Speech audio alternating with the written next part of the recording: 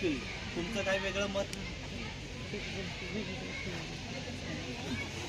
नाही माहिती आहे.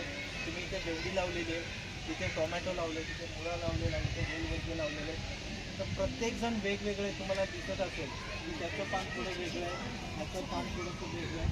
तर हे कसं आहे की वेगवेगळ्या स्पेसीज आहेत.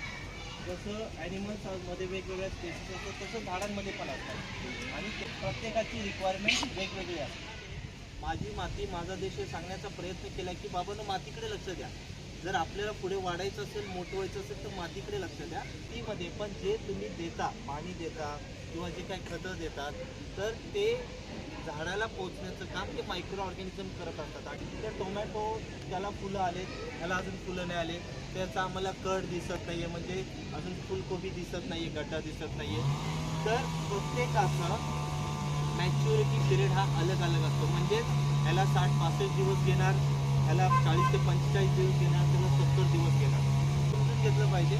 आणि तुमच्या भागामध्ये तुमचा जो भाग आहे पालघर हा महाराष्ट्राच्या कुठल्या भागात मोडला जातो? व्हेरी गुड, कोस्टलमध्ये येतो. आपण हा थोडासा समुद्राच्या सलगचा एरिया